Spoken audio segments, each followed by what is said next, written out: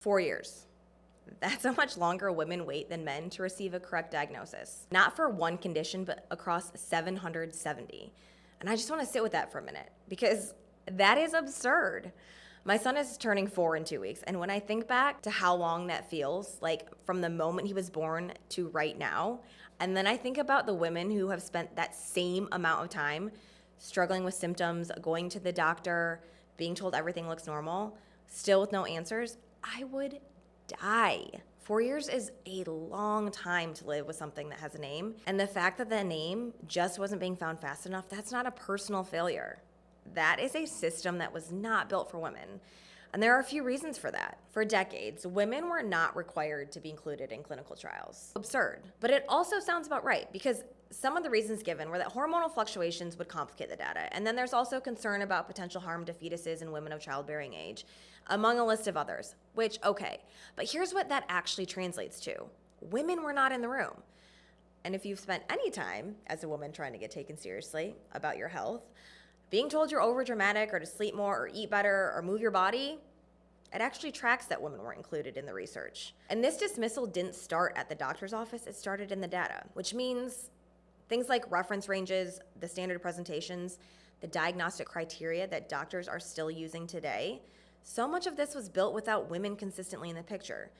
So when a woman shows up with symptoms that don't match that template, they get sent home. And it's not because something isn't wrong. It's because the system was never designed to find it.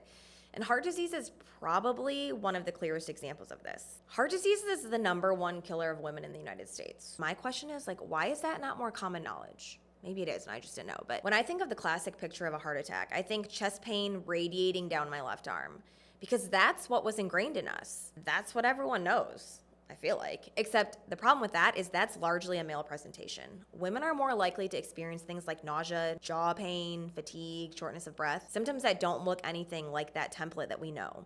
And I'm sure so many women have probably missed the fact that they're having a heart attack because those symptoms were never ingrained in us like the others, which from the sound of it, doesn't even really sound like it's a thing for women.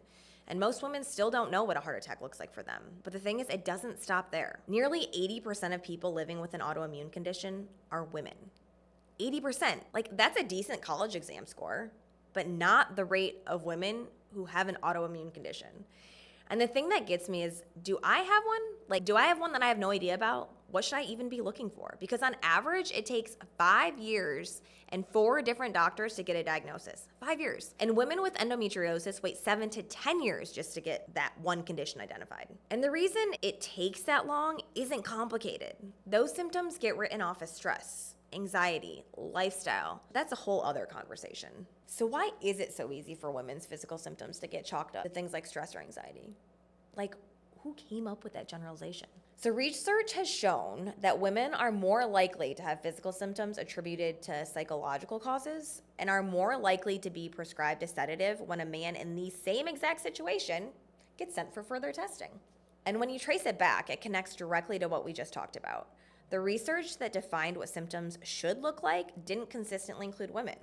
So anything that didn't match the template got explained away. And what that feels like as a woman is pretty much infuriating. That's unfair. And there's something else that contributes to this that I find really interesting. A lot of diagnostic criteria were written based on how men describe symptoms, which I say this with love, but men are not exactly known for their ability to communicate feelings. They tend to describe symptoms in more concrete and physical terms, where women tend to describe how symptoms affect their life. So things like their energy, their mood, their ability to get through a day, and that kind of description, as detailed and as real as it is, can come across as emotional rather than clinical to someone who isn't trained to listen for it.